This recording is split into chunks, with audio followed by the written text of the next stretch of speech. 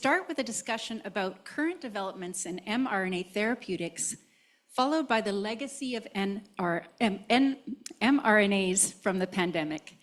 Later on, we'll take a look at what the future has in store for these technologies.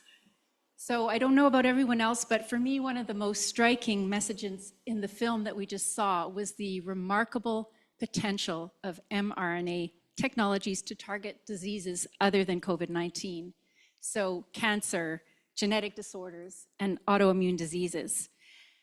Steve, can you bring us up to speed on the recent advances in mRNA therapeutics since the film came out in 2023? So we're only 2 years away, but I think a lot has happened since then. For example, the baby in Philadelphia who was born with a rare genetic disease.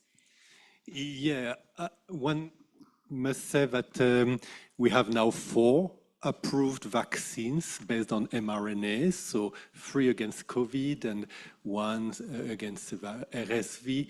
So in these vaccines, the RNA is modified or not modified, so both are fine, but all these vaccines, they contain the LNP, they are made with the LNP. So the LNP from Pieter Cullis is the key element that makes mRNA vaccine potent to induce antibodies. Without the LNP, before we had the LNP, before 2006, we could make mRNA vaccines making T-cell responses. So when we speak about immune responses, sometimes it's actually only T-cell responses, but B-cell responses, antibodies we got only thanks to the LNP. So these 4 approved vaccines have different formats of mRNA with or without the modification from Kati Kariko and Drew Weissman, because you don't need it. You can make vaccines without it, but we always need the LNPs. And besides these 4 approved mRNA vaccines, there are many clinical studies. In phase 3 studies, so late phase study, we have mRNA vaccines against cancer. It's named in the film from Moderna and from BioNTech. So individualized vaccines made on demand for patients. So this is in phase 3.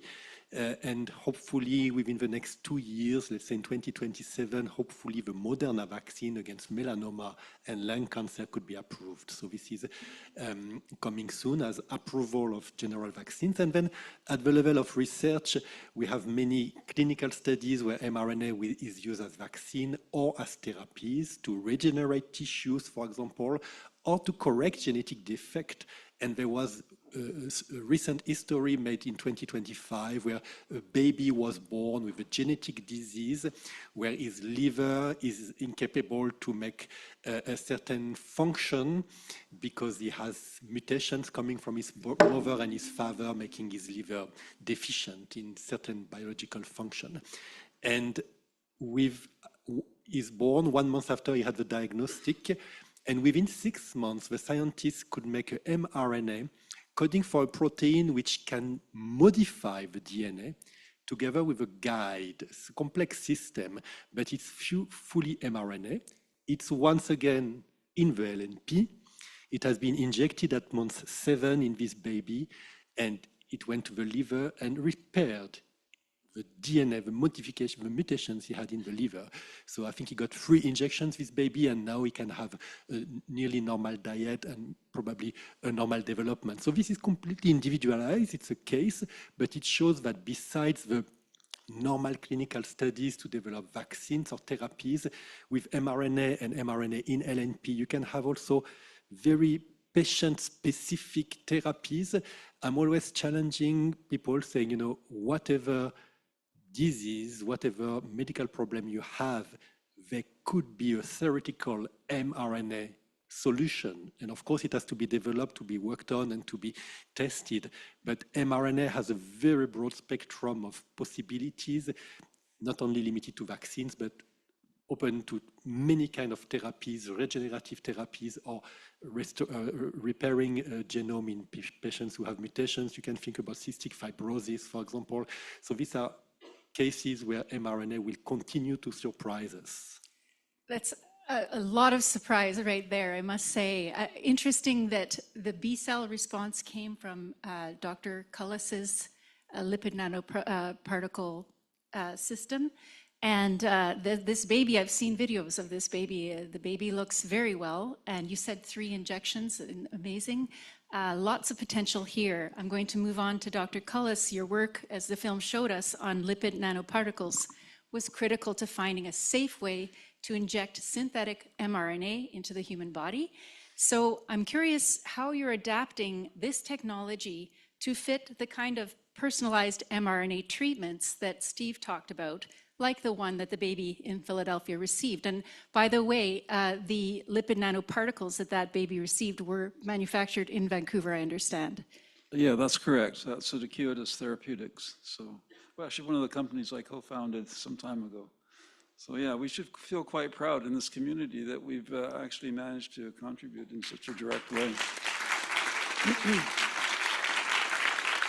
So the question again was on how you're adapting these lipid nanoparticles, and there's another part to my question too, which is about the self-amplifying mRNAs, how they work and how they might improve patients' experiences of mRNA therapies while also expanding access to these unique treatments. They're unique right now. Yeah, dealing first with the self-amplifying RNA, this is just not just, but it's a way of extending the expression of whatever protein that you're coding for in the mRNA or in the RNA, and so that's quite effective, say for improving the potency of vaccines, because maybe you don't have to give as high a dose, and so any side effects from the vaccine, I better speak more closely into this, are diminished as a result.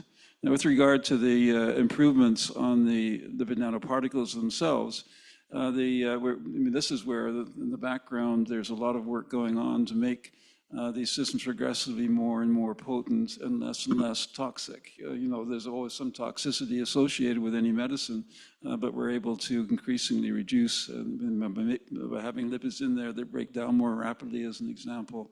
And certainly with the RNA itself, there's many improvements that are being made that decrease toxicity, but certainly increase the expression of the proteins that it's coding for. So you're going to see this has the potential. I mean, already in the cancer applications, this is so much less toxic than any of the chemotherapies that we're used to, and you're going to see it improving even more than that. It also has the potential for you can make a drug and make these drugs in 2 or 3 months.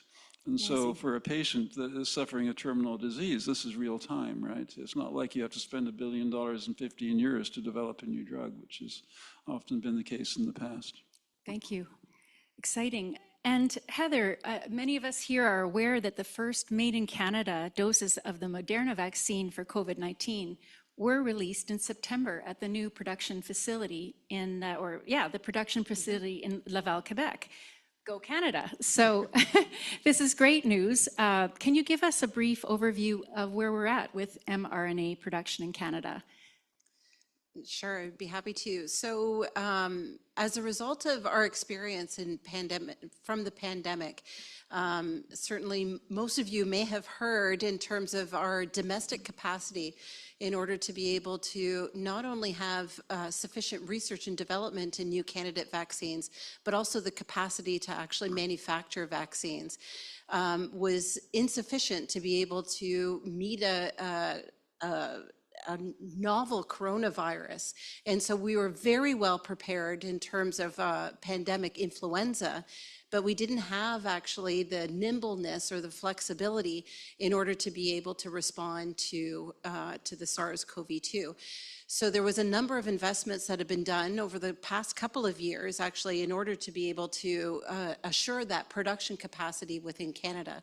So with the Moderna facility, so the funding came through and the partnership agreement in 2022. And so that facility actually was constructed. It received its GMP, or its Good Manufacturing Practices certification in 2024, and is one of the first facilities actually with this investment that was able to produce vaccines. So yeah, certainly go Canada. And they have another candidate vaccine, as was mentioned, there's already an RSV vaccine that's authorized for use in Canada, but we're expecting the production and the authorization of product in Canada as well for this new vaccine. That will also be an mRNA vaccine? It's an mRNA vaccine from the Moderna facility. So in addition to the Moderna facility, we also have other investments in LNP production as well as plasmid DNA. It's Northern RNA in Alberta. We also have BioVectra investments in Nova Scotia and Prince Edward Island, as well as Jubilant in a facility in Quebec that is producing components as well as fill and finish capacity, as well as a number of other investments Dr. Cullis had also mentioned as well in terms of other production capacity. So we're diversifying in terms of not only production capacity from a large-scale manufacturer such as Moderna, but as well ensuring that we have the production capacity from supply chain all the way from the raw materials and the components to actually make the vaccine, and looking at the supply chain to also facilitate the distribution of the vaccine so it actually gets to the people that could benefit from the vaccine the most. It's excellent news, and I hope that Canadians are very proud of this increased production here on our own soil. We have these exciting developments. Most of you have mentioned some already. At the same time, we're seeing the increasing amplification of anti-vax voices, especially in the US, and even defundings for some of the super important research that's underway, which is kind of awful to see. And we've got people like Robert Malone, who was the physician and scientist in the film, who was earlier caught in the patent war, but now has been spreading misinformation about the vaccines ever since they were first rolled out. He's even been on Joe Rogan, 11 million listeners per episode, talking about the beauty of ivermectin, and it's an unproven treatment. So what do we do here? We have a physician and scientist and many others like him, some even in Canada, who are not on the same side. Ev, what does your research say about how hard people, the public, are struggling to separate truth from misinformation, and who do they trust to give them reliable health information? Yes, that's a good question, and I won't say that there's not a big problem with misinformation online. I don't know if you all are aware of the new CDC vaccine can cause autism that was just published today. It's discerning to see all that noise. My research, however, is a bit more optimistic. So when I'm surveying people, when I'm interviewing people, people know that there's a lot of false science out there. So they're able to distinguish. I think people still put a lot of trust in their healthcare provider, put a lot of trust in the government. It's always public health and government that are highly searched and trusted in terms of vaccine information. I think the tricky part is exactly that Robert Malone type of figure. When you're an expert, when you have a trusted voices and you promote information that are, it's difficult when there's a bit of truth and a bunch of lies. And that's what is confusing for people, but the technique are often similar, like cherry picking the evidence, attacking the messenger. So there's ways to teach people to distinguish and to learn about those techniques to be able to recognize them and to make sense of all this information. Yeah. Thank you. I think we'll hopefully hear more about that. Jia, I hope people in Canada know how rigorous our pharmacovigilance system is to track the adverse effects of mRNAs, which we've done since the beginning, since they were first rolled out. And we do know that adverse events and even sometimes extreme side effects do occur, but they are minimal compared to the huge number of doses that have been delivered. Yet these events take up a disproportionate amount of the public conversation. So here's an idea. In a 2022 study in the Journal of the American Medical Association, the researchers suggested it might help to talk to people about the nocebo effect, which has shown to induce a high percentage of adverse effects even in people who have a sham or fake vaccine. They think they have an adverse event, and it's not a trivial number. So what do you think of this strategy for talking about adverse events, or are there other strategies that you would recommend more?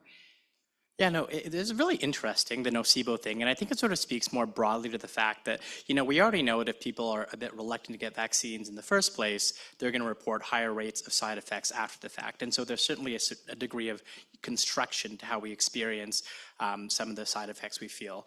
With respect to the nocebo stuff, I mean, there was a systematic review that came out just this year using sort of nocebo messaging, and it did find some potential benefit in mitigating people's side effects and improving uptake of things like cancer treatments or psychiatric medications. And so I do think there's some potential there. But I think more generally, a lot of how we frame side effects and adverse events is really, really important.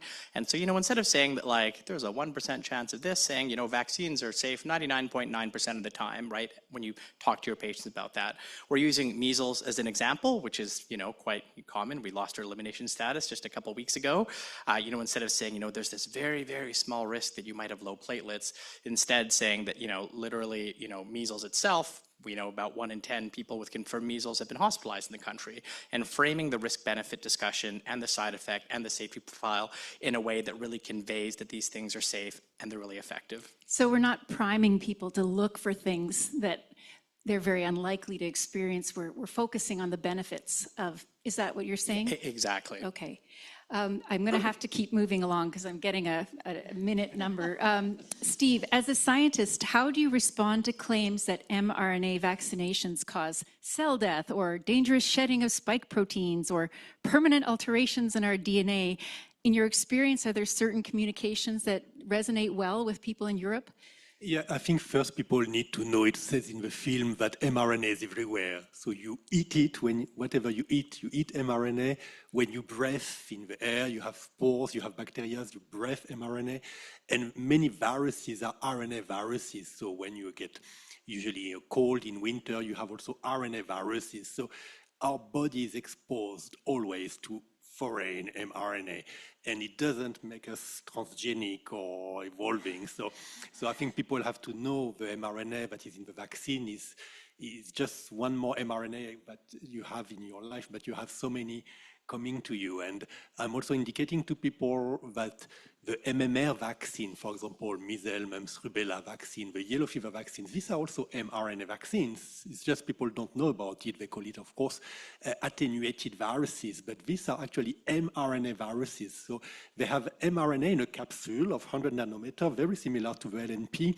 And when you get injected with MMR, you get injected with mRNA. The mRNA is the active pharmaceutical ingredient. It's the component in the vaccine, in the MMR vaccine that will go in your cells. The mRNA will go in your cells, and your cells will make proteins from this mRNA, from this foreign mRNA, and will make an immune response. So if you have people who tell you, I don't want to get the mRNA vaccines, and if they got the MMR vaccine when they were a kid, you can tell them it's too late. You had mRNA vaccines, you just didn't know because it's called attenuated viruses, but these are mRNA vaccines. So nothing new. The new part is that it's synthetic, but the mode of action that mRNA enters your body, you have it each time you get infected by a mRNA virus, and you got it when you got vaccinated with MMR. So yes. Nothing new at this level, and this didn't change your genome, it didn't make you different. We didn't grow horns. Exactly. No, so, which is said in the film, that we're leveraging the natural immune system. Exactly. I'm going to have to proceed to Ev.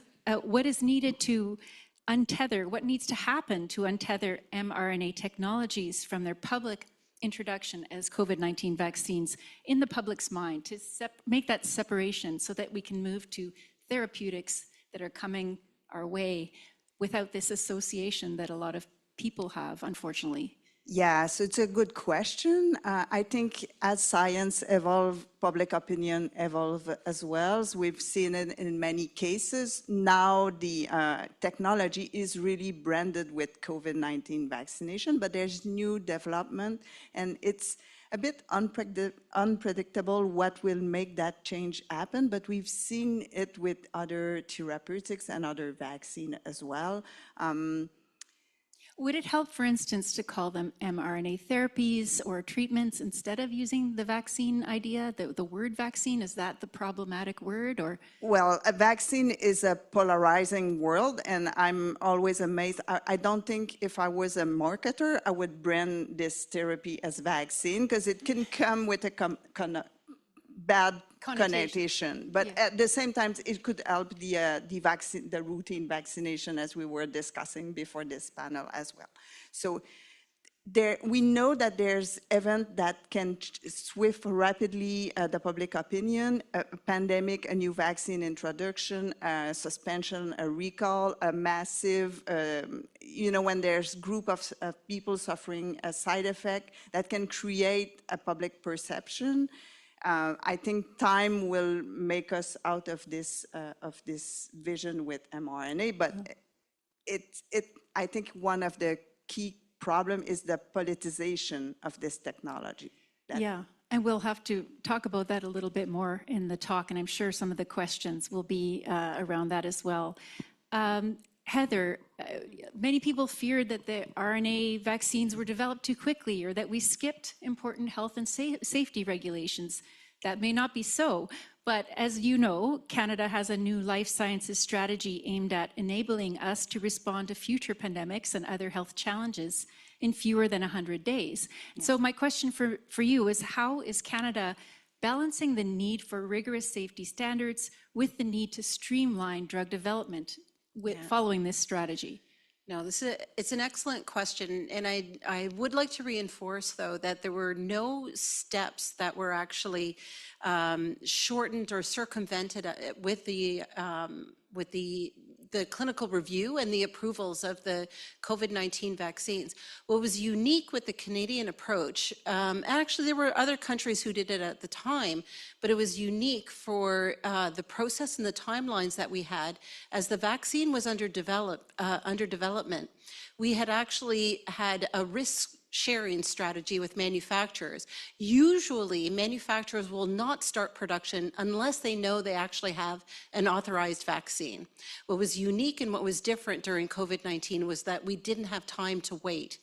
And so there was investments that were done in order to have the manufacturing done at the same time that the vaccine was going under clinical development. And so it was at risk because if the vaccine failed in its development, we would never have rolled it out. But if the vaccine had been proven safe and efficacious, we wanted to ensure that Canadians had access to the vaccine as soon as possible. So with that, manufacturing was done at risk at the same time the product was under development. Now, what we're doing now is that we do have the opportunity to be able to examine candidate vaccines. So as we start to look at, the epidemiology and the circulation of different strains of different viruses, certainly looking at influenza as one of those prime kind of viruses that may cause a pandemic, there's an opportunity to start early development. It doesn't mean that we'll necessarily use the vaccine, but as it's under development and can be explored, it's something that can go through part of the approval processes. If and when it's needed, it can be actually scaled in a very short period of time. So there's opportunities to start to do development in advance. What I'm hearing is that we're not skipping steps. We're just making them, some of them are simultaneous and some are just being done more efficiently. Would that be right? Yep. Canada is in many ways poised to become a leader or we already are a leader in mRNA development. So question for Pieter, can you tell us what makes BC in particular such a strong biotech ecosystem for this development, other than your presence in our province? Yeah, well, I mean, obviously a lot of our success came from being fairly entrepreneurial, starting up small companies that ended up making a big contribution. But I do want to emphasize this is the same for really any biotech hub, but there's a huge sense of excitement in the air at the moment, particularly around, the mRNA therapeutics. Because as Steve was saying, you can potentially treat any disease, or most human diseases anyway. And you can do that in such a short time period. As I was saying before, I mean, it's a couple of months and you can have a new drug that's very targeted and relatively non-toxic. So we're just in for a whole new sea change. I mean, for infectious disease, for rare genetic diseases, and for chronic diseases, including cancer, as was mentioned, cardiovascular disease, and even neurological diseases. as we manage to get to these different tissues and you know, find ways of clearing out plaques in the brain or whatever. I mean, it's an absolutely phenomenal time, and so the excitement in the area is what's leading to, you know, a great deal of entrepreneurial and activity. Well, I hope BC and Canada continue to be a big part of it. And now I have a question for the audience as well as Jia, which is, what are the kinds of tools or resources that healthcare workers need to effectively communicate the benefits as well as the potential risks of the new mRNA therapeutics that are becoming more available? Jia, you could start, but the audience can start also submitting their answers to this question using the Slido. And then we'll get to the first round of audience questions very quickly. Well, I love crowdsourcing an answer, so I'm curious to hear what the audience comes up with. I mean, I'm a lot more optimistic about the uptake of therapeutics than vaccines. I think folks have alluded to this already. You know, if somebody has stage 4 cancer, if somebody has any type of cancer, I think they're much more likely to, you know, take a medication when they, you know, see the real consequences of not taking that medication, even if the side effect profiles are a lot worse, right? And that's why people do go on, you know, pretty terrible chemotherapies that can be really, really bad side effect profile-wise. You know, and so generally optimistic on the therapeutic side, and really hope that they come out so they can maybe debunk the sort of attachment to mRNA with COVID vaccines. You know, I do think when it comes to these newer therapeutics, from a sort of a healthcare worker perspective, they will need to know really deeply the sort of efficacy and side effect profile, because they will be new and they'll need to be able to explain that to patients. I think having an understanding of kind of the unique advantages of mRNA, you know, the ability to personalize, the ability to rapidly adapt will be really helpful. And, you know, I think just alluding back to the documentary, you know, I think I kind of realized that we've been working on this stuff for decades, but I mean, seeing it, you know, even that photo of the guy with the cigarette, I thought in the movie, while he was licking the microscope. I mean, it's been a long time coming, right? And I think emphasizing that, because people are less likely to take up, you know, really new things. And so emphasizing that history and those unique traits, I think will be really helpful. Well, I think public health was very excited because they recognized, as the film stated, what an incredible achievement this was. But in some ways, that message was emphasized a lot at the expense of the message that this is at least 30 years in the making. And so you're saying, moving forward, perhaps we can tell that story a little more, as we saw in the film. I'm going to go to the first round of audience questions. I'm sorry to cut you off, but you'll have more time to talk.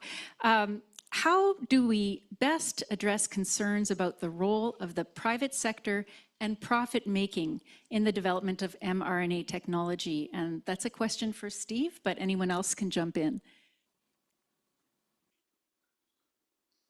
I'm not sure I understand the question, because I mean, any medicament, any drug development is made in the context of business. I think that's a question for people who are screaming big pharma.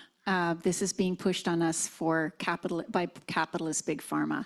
And yet, as you say, those partnerships are essential part of medical treatments. Yeah, and you know, if you look in the last 60 years, the development of drugs have shifted from academia to company. 60 years ago, a public system could develop a vaccine. And now, because the public has asked more and more safety, the administration has adapted. So now when you want to go from the lab to a human, you have to do a lot of toxicology studies. I reprove the fact that sometimes it requires to use monkeys, for example. And the authorities ask now, you know, you have to go to mice, rats, monkeys, sometimes other organisms before you can go to humans. So this makes it very heavy, very costly. So the academia cannot finance it. So industry has to get involved, because nobody can pay, apart from the industry, what the public institutions are requiring to develop a drug. So if tomorrow the public institution tell us, okay, you can go on, then we don't need the industry. But as long as the society asks for more safety, more data, then the institution will request this more data, and this will make the whole process long and expensive and will require industry. So that's the kind of rolling. So maybe it's a bit of education of the public on how this works, how we get to have medicines that we desperately need. Exactly. So the cost of it, so it costs 1 billion to develop a drug. So if the public is investing 1 billion to develop a drug, we could do it, but they will not. Right.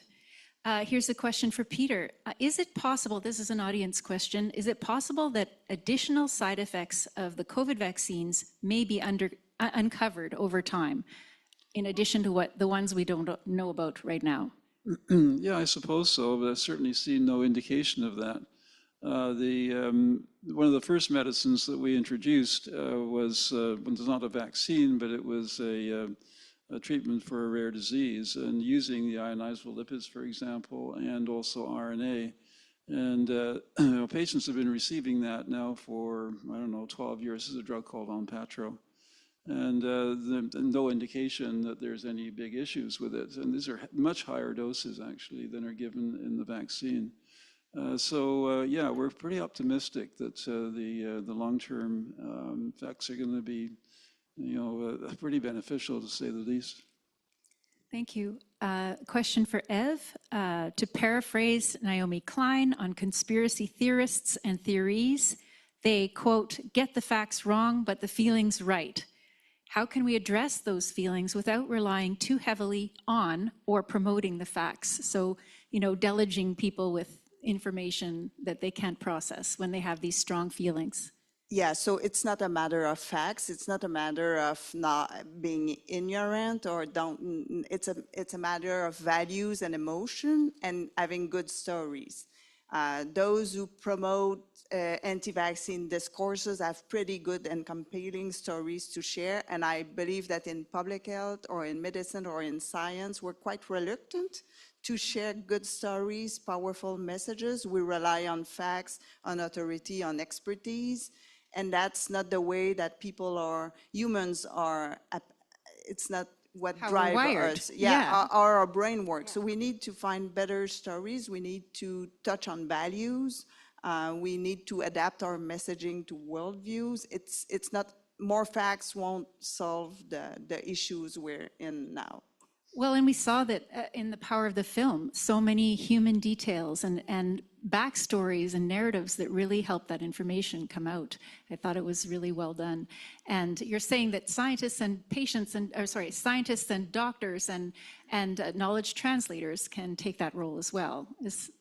Yes, when we speak of vaccine, every clinician knows a patient that has been dealing with vaccine-preventable diseases or dying from vaccine-preventable diseases. That's quite powerful as a message instead of statistics about vaccine safety and efficacy. Right. Thank you. Yeah. Steve, this is the last audience question for now. We will have another round in a bit. But for Steve, what is the best way to address the public's hesitancy about the mRNA technology, including safety concerns with DNA contamination and the long-term risk of cancer development? I guess that means they think that the mRNA will create a risk of cancer. I think it's education, like the film from Yelena is doing, that people know what RNA is, that it's all over the place. As I said before, you eat it, you breathe it, you get injected with it since already 90 years. The yellow fever vaccine is an RNA vaccine. So when people know that, then they start maybe to think, okay, that's not that new, that's not terrible. And so I think education plays an important role in feeling that people may have about these technologies. And I think we need to continue to educate, to speak with people, to hear what they think and why they are scared. You can explain also the DNA contaminants. For example, DNA is all over the place. Any vaccine contains DNA traces or DNA as active pharmaceutical ingredient. People invented high amount of DNA. If you educate people and you say, a 30 microgram dose of mRNA, the Pfizer-BioNTech vaccine is 30 microgram. To make 30 microgram of mRNA, you use 100 nanogram of DNA. So you can never have microgram of DNA in a dose because you do use 100 nanogram to produce it. It's very technical, but if people have technical questions, we can give technical answers. And then, you know, it's education, it's training the people, it's explaining. I think it can also be fun for people to learn so much about biology, genetic medicine, and yeah, informing will be the way of, and speaking with people. I think for me, anti-vax or people who are scared are interesting in a way. I like to know what's their problem, what's their fear, what's their personal history, and then, you know, we can speak and tell them. For example, you know, some people were afraid about Creutzfeldt-Jakob or this kind of thing. mRNA, you can produce them vegan. So there is no animal product in there. So, you know, when people start to know that, they can think, okay, then I cannot get Creutzfeldt-Jakob because obviously there is no animal product in my vaccine. So it's education, it's speaking about. So you listen, you ask what their concerns are, and you listen rather than saying you're wrong, why do you have that belief, et cetera. No, and I think pharmacovigilance is about checking what people report as symptoms and then take them seriously, and eventually you can tell them it's not possible because, for example, if they say I have Creutzfeldt-Jakob, you can tell them no, it's a vegan vaccine, so that's no go. But sometimes if they have symptoms, then you have to reconsider the mode of action of a vaccine, think if it can be real, then reevaluate it. So we may still learn things. Thank you. We are going to do another quick round of questions for the panel that have been prepared. Peter, what remains to be worked out before personalized mRNA therapies are, for diseases such as cancer, become widespread and routine? Right now, everything's in development, but how many years and what has to be worked out? For some of these approaches, it kind of has been worked out. I mean, the cancer vaccines, at least, are now in clinical trials, as you heard. I mean, there may well be some of those will be approved in the next couple of years.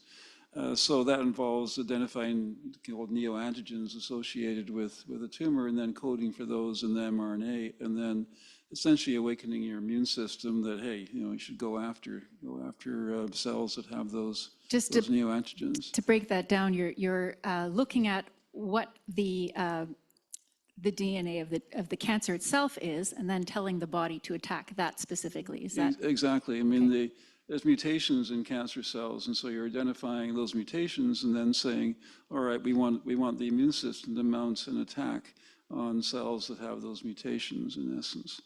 And so, you know, as I say, this is becoming, you know, the initial results look very encouraging, and this is for pancreatic cancer, for lung cancer, and melanoma.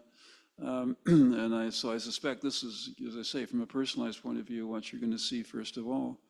But it goes much more than that. You've probably all heard of CAR T therapies, yes, which are now being done, it's termed ex vivo. So you remove T cells, you then engineer them so they can attack a cancer more readily, and then expand them and put them back in the body. Now, that's a hugely expensive endeavor. How much did you say, $1 million or something? So it can be as much as that, yeah. Yeah. So it's very limited and has a hospital setting, and you have to go through chemotherapy. There's all kinds of nasty, but extremely effective in many cases. But that now with the mRNA approach, we're starting to say, okay, well, maybe we can do this in vivo. In other words, inject in mRNA that will cause that re-engineering of T cells and other cells, for that matter, to go after a cancer. Now that will be dramatically lower the price and dramatically increase the range of patients. That's probably the second one you're going to see. Okay. Well, that sounds promising. Let's hope that it happens sooner rather than later, which brings us to a question for Heather. What will it take for personalized mRNA therapeutics to really scale up in Canada? What's needed? So what we've done actually is in consultation actually with a number of experts in industry as well as academia and as well as policymakers is to truly understand what do we need to ensure that we could actually bring new products, bring innovations to scale and accessible to Canadians. And so with the biomanufacturing life sciences strategy, what was critical, actually, there's a few pillars that have been invested in, and we found that this is something that It's not like a magical recipe, but I think it's the whole infrastructure that's needed to actually support a lot of the research and development that's happening. So within that research and development is, and you could hear it in the film as well, it's not research and development that's happening in isolation. And so there was a deliberate effort to ensure that we had investments in research and the development of research hubs across the country. And with these research hubs is to ensure that we had the expertise that was concentrated within the hubs and those partnerships that could be leveraged as well as facilitated with those hubs and other investments, but as well encouraging the relationship between academia and industry. And so it's not big pharma trying to come into academia, but ensuring that as those research objectives were being explored, that there was a pathway in order to actually bring it to the market. With that as well is a concentration in being able to invest in the next generation of those researchers. So looking at training and being able to get that excitement so that we can continue that momentum in the research and development space. I had spoken a little bit about supply chain, looking at from everything from production of raw materials and components to getting into large-scale manufacturing. And so that's also another pillar that's really important, but as well having that regulatory capacity, so the clinical trials, and in being able to engage our regulator, which is Health Canada. And Health Canada actually works in partnership with a number of other regulators around the world. So whether it's the European Medicines Agency, the Food and Drug Administration, or other regulatory authorities, just to be able to assure that they have a level of sophistication to support the new technologies as they're under development, the clinical trial infrastructure that's necessary in order to engage in those studies for safety and efficacy, and as well the ability to work with manufacturers to bring that product to scale. So it's an infrastructure that's actually needed. Yes. And I think I'd like to hear from Steve. I heard an interesting idea you said in a different talk about robots and a TV-sized box and how this could help expand accessibility to personalized therapeutics. Can you tell us about that? Yeah, I think one has to see the problems we have, we can always solve them. That's why we do science. So now, for example, for cancer vaccines, it takes like 2 months between the biopsy and the delivery of the individualized vaccine, because it takes time to make the DNA, from the DNA to make the mRNA, to purify it. But there are more and more sophisticated solutions, automatized solutions, robots, also technical solution. We discovered, for example, that we can use chemically synthesized RNA to make these vaccines that will make the whole process faster, because we don't need to go through DNA to make mRNA. We can directly make mRNA. So we save time, we save cost, we give accessibility to more patients. So all these things will come, with the time. So at the beginning, the cancer vaccines, if they are approved, the individualized cancer vaccines in 2 years, they will cost money, they will take a little bit of time. But with the years passing by, the solutions will come, robotization, new formats, new method of production, solving issues, reducing costs, reducing timelines, offering to more people. And the TV-sized box, what was that again? I think so. We speak about then what CureVac, for example, calls RNA printer. So you have also some companies doing some other. It's the size of a printer, and but inside this makes all the reaction to produce mRNA. So you can enter mRNA sequence, and the machine more or less will do then the mRNA formulated in the LNP on the other side. So that's kind of existing. It's you know the name of the company? I don't have in my mind the one making this kind of yeah. And this will always evolve and get better and better, so that people have access to all these technologies. And increase the mobility, hopefully, too, in more countries. Exactly. So to have sites producing everywhere using these compact technologies. I was very taken by that TV analogy, as you can see. Assuming we can build the foundation for mRNA therapeutics, will people come? And this is, again, a question for Ev.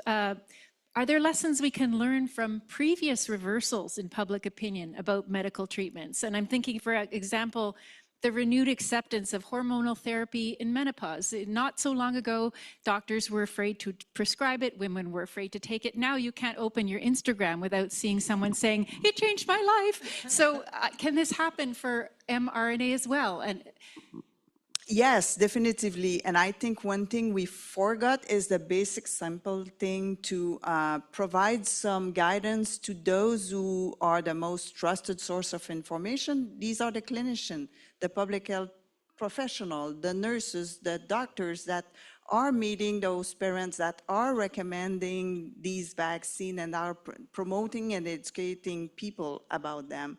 Often they feel alone, they feel they're lacking information, they miss the simple messaging to explain those technologies simply and to give strong recommendation. So this is a simple thing that we need to do better in terms of promotion.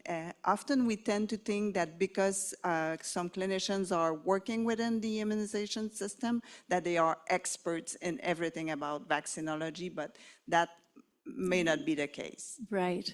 Yeah. Which brings us back to the role of public health and patient-facing healthcare workers. Again, Jia, perhaps you can take this one. In the very short time you have with patients, how do you strike a balance between listening, offering empathy, and offering evidence-based information if they're open to it, especially in relation to the new mRNA therapeutics along the way? How do you do all of that in that short time? I mean, I think if I was recommending a therapeutic, I might have more time. I'm picturing more like an oncology appointment. But, when it comes to something like vaccines, I think that there's some things we know, right? We know that using a presumptive approach can be pretty effective. I think that's probably because there already is familiarity with vaccines. We know that it's important to, address specific concerns the patients might have, right? You don't want to gloss over them if they have them, but you also want to sort of presumptively recommend. And I think, what is very reassuring and what's been said is that healthcare workers remain probably the most trusted group when it comes to these recommendations, right? Whether you're a doctor or a physician, a pharmacist or a public health nurse. And I think leaning heavily on that relationship is key, right? So you don't necessarily just get one kick at the can. You might have more than one kick at the can to try to convince somebody to, get a vaccine or maybe get a therapeutic. And so, altogether, I think so long as people have access and are seeking healthcare provider advice, I think they got a good chance of, taking up some of these therapeutics or vaccines that we're recommending. Thank you. And actually that segs well to hear from what people in the audience said about the tools that they would like. And this is a neat one, a comic book or storybook explaining the technology, maybe with the recipe book and the chef. So I think some people really liked that metaphor in the film. Continue to be transparent with sharing known benefits, risk information, as well as potential unknowns. Funding for communication professional roles. Someone else said patient educational resources and also training healthcare providers in science communication. Being ahead of circulating misinformation and learning how to communicate in a culturally safe way. So the pre-bunking concept and education. And sort of primers on understanding behavior and polarization. Someone else said a clear breakdown of the rationale and statistics that allows an individual to weigh the pros and cons of getting COVID and getting sick versus the small risk of a negative reaction. So communicating risk more clearly. Someone else said more public outreach to help people understand immune system as a starting point, and then different types of vaccines and how they work in the body. So those are all lots of good ideas. And now we have a chance for more audience questions. Let me see if I can pull these up. Having a little problem. Oh, here we go. All right. So, second round, audience questions. The development of COVID-19 mRNA vaccines was an inspiring event. How do we maintain the momentum for developing this science in 5, 10, 15 years from now? Either Steve or Peter could take that question, I think. Sure. The momentum is going to be maintained whether we like it or not. This is, I often refer to these as the third generation of pharmaceuticals. The first generation, small molecules, second generation biologics like monoclonal antibodies, and then the third generation are these, you can call them gene therapies, where we're actually using the body's own processes to treat and cure disease. It's just a complete revolution in medicine when you think about it. Because we're now able, finally, not to have, say a small molecule drug which may do something for a disease, but also goes elsewhere in your body and, can have some very nasty effects. But these are so targeted, and you can, in order to treat a disease, it's so directed, you know exactly what to do. If a protein isn't being made, well, let's make that protein. If a protein is being made but is toxic, well, let's shut it down. These are the very direct kind of approaches one can use. So, it's really irrepressible. And you can see this. For those of us in this area, there's this explosion of what we're seeing is all the publications that prove the kind of proof of concept in animal models that you can cure everything from. Treat everything, whether you can cure is a different matter. Everything from cancer to cardiovascular disease to various rare diseases. So all of that's happening in the background. People don't see that, but it's coming at us like a wave. Well, I'm going to follow that up with a harder question, and perhaps Steve would like to answer this one, and it's from an audience member. Having heard some of the comments, I am concerned that the poor efficacy of the COVID-19 and demonstrated harms of the mRNA vaccines have been glossed over. Dr. Malone and many others have raised legitimate concerns based on data provided by government agencies. For example, the risk of myocarditis in males from 11 to 29 years of age from a second shot of a COVID-19 vaccine showed in the order of a 1 in 5,000 risk. Health Canada approved the Pfizer-Moderna vaccine based on 2 months of phase 3 clinical trials, and the government purchased the vaccine 2 months before the vaccine was approved. With interim order approval, it is not necessary to show that a vaccine is safe or effective. So that's a big question and a long question. People have to keep in mind the benefit risk of every medicine. So any medicine will have a risk and a benefit. And here the COVID vaccine had more benefit than risk. Doesn't mean they had zero risk. Now the myocarditis are very rare, very mild, very transient. The virus, SARS-CoV-2, gives strong, severe myocarditis. So strong and severe. I'm just going to make sure the risk of myocarditis, I want to make sure people hear that the risk of myocarditis is much higher and more intense. With the virus. With the infection. Exactly. So the vaccines induce myocarditis being rare and very transient and mild didn't kill anyone. The SARS-CoV-2 virus killed a lot of people. So one has really to balance the risk and the benefit. And as I said, no medicine has zero risk. You will see side effects.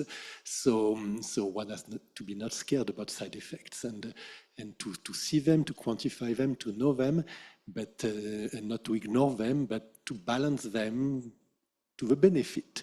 And also to continue on the question before, I think people will see how mRNA will change their lives, save people, but also get optimized.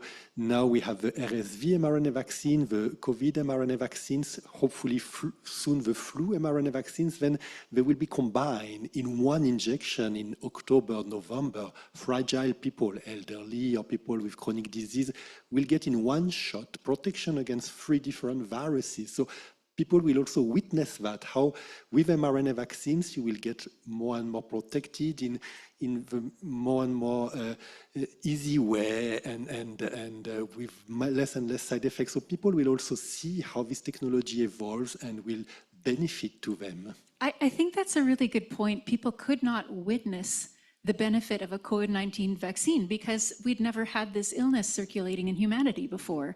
And I think the other thing that is often not mentioned is that not only do you have these small risks associated with the vaccines, you also have a reduced risk of long COVID, which we don't talk about a lot. It greatly, I understand the data says it greatly reduces the risk of long COVID. And we don't hear about long COVID, but people really do suffer from that. And they don't see, unfortunately, they don't see the story of vaccines reducing that risk and also preventing the possibility of a debilitating post-COVID syndrome. That's a little editorial comment on my part, but I have a comment for Jia now, or a question for Jia.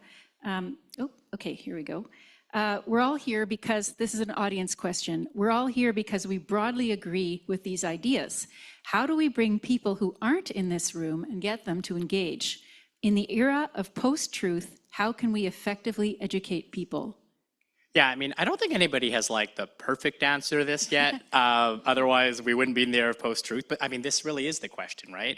I mean, I think linked to what a lot of Ev said and some of the audience suggestions, we need to be out there, right? We need to be, doing marketing campaigns. We need to be out in community. We need to be nimble in how we message things, right? Even that question, which is a lot on statistics, like we need better stories, we need better vibes, right? We need to be on TikTok. Better vibes. Better vibes. I mean, I'm not on TikTok. I probably should be, but I think we need all of those things and a bit of a full core press because I think while we sit here talking, I think folks in somebody's really very nice basement, actually, with lots of good video design software, can produce so much of this misinformation. And I think we need a concerted effort from all levels of society to counter not just vaccine, but general misinformation.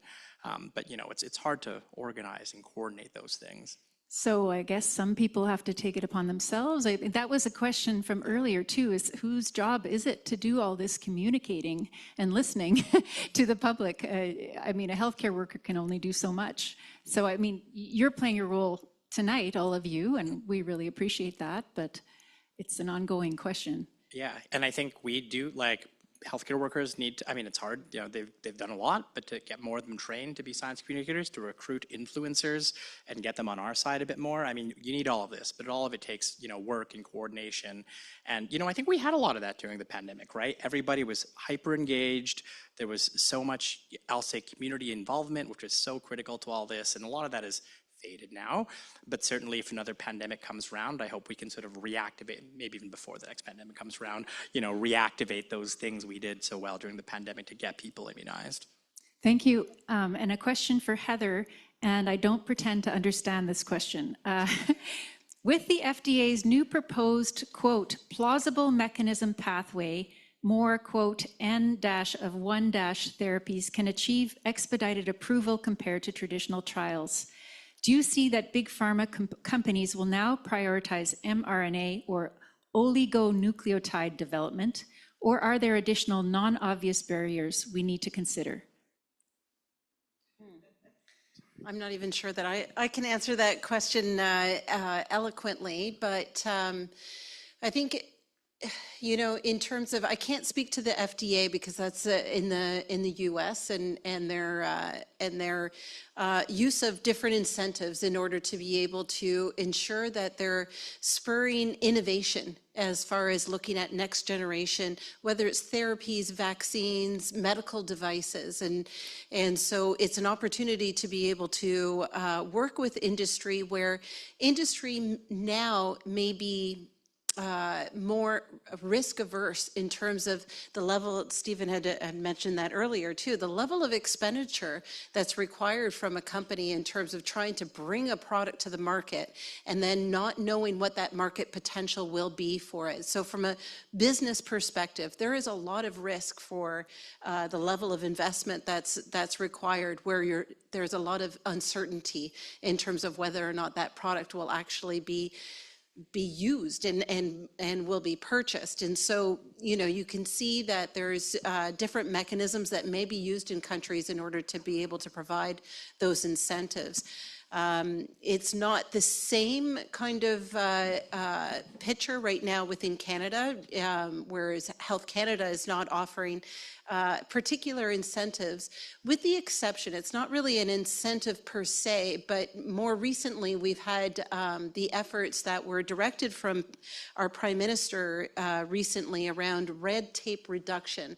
So looking around, it's not just within Health Canada, but all of our regulatory functions within the government to really try to understand what are those regulations that are needed and necessary to assure the safety and security of any of the products that we're responsible for regulating within Canada, and what may be more prohibitive in terms of, is it really adding extra benefit? So there has been an extensive review that's been done, and in consultations with industry is how can industry and our regulators, such as Health Canada, work more in partnership with each other to be able to understand what the requirements are, what are some efficiencies that may be done along the way without compromising safety or efficacy of the product in order to be able to bring products to the market. It's a very long-winded answer, but just to say that, it's not an effort to reduce steps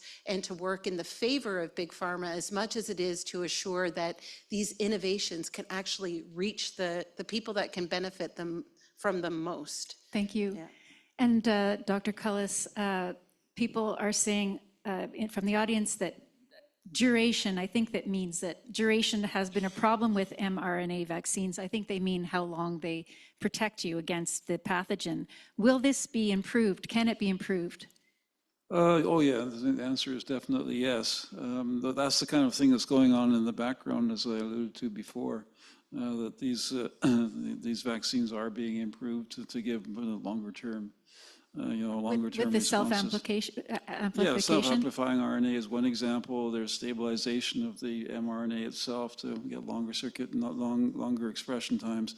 The list goes on and on. So the systems themselves are being improved, so they protect, the mRNA better from being broken down. But all of those things are going on to basically improve the. Any timeline in mind for when we can? Yeah, you're going to see iterations of this as the vaccines, as the COVID vaccines or flu vaccines or whatever. There'll be iterations coming along that improve the. And mucosal vaccines, we haven't heard anything about those in a while, and everybody wants a nasal vaccine alternative to an injection. Any news there? Not really. I mean, we haven't done any of that work, but I was about to make a joke, which I better not make. So. Okay, we'll leave it at that then. So that concludes our second round of audience questions. We will still hear some parting thoughts from our panelists, but first, the organizers invite you to share. Oh, I'm supposed to click. Sorry, I have a note. I'm supposed to click. There we go.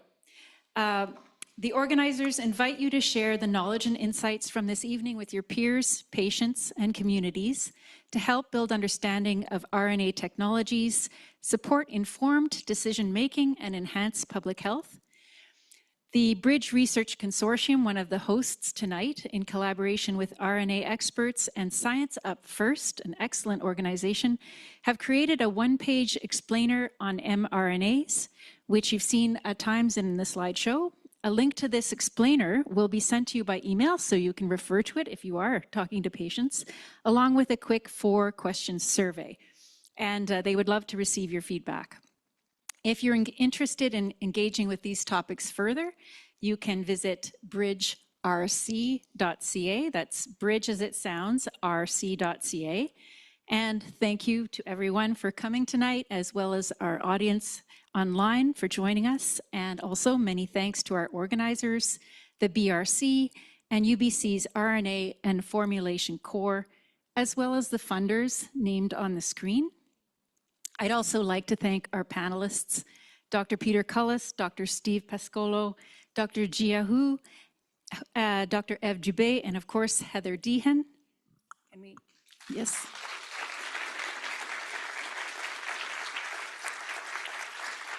But before we all go, we want to give our panelists the final word. So starting with Ev, in 15 seconds or less, what role will mRNA technologies play in the future of Canadian healthcare or healthcare in Canada?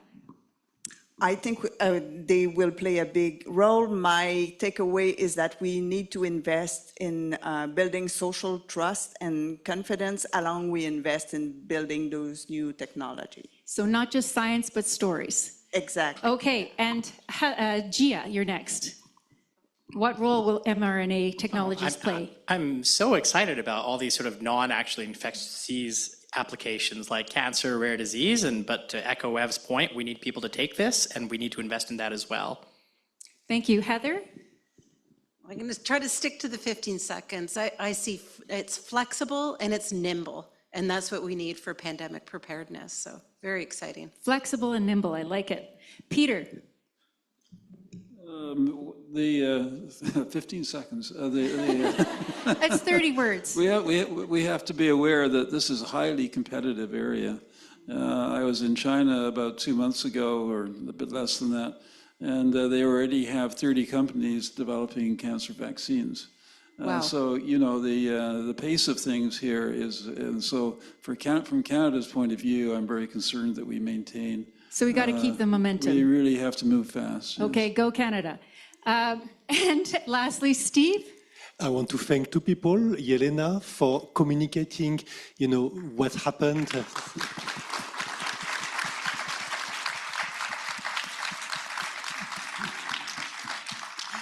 Because through that, people see we are not big pharma. They see Osgeir Gramenze, Ugur Sahin, Özlem Turici, me. We did things because we believe in them and we could develop it, Katalin Kariko. So you see that, yeah, we know the technology and we believed in it and we developed it. Then I want to thank Canada for having made Professor Cullis and Professor Cullis for having made the LNP, which made our vaccines working. Thank you, Canada, for excellent LNPs. Awesome. So you've all given us so much to think about, as have the audience questions, and that concludes our evening. Have a good night, everyone. Thank you for coming.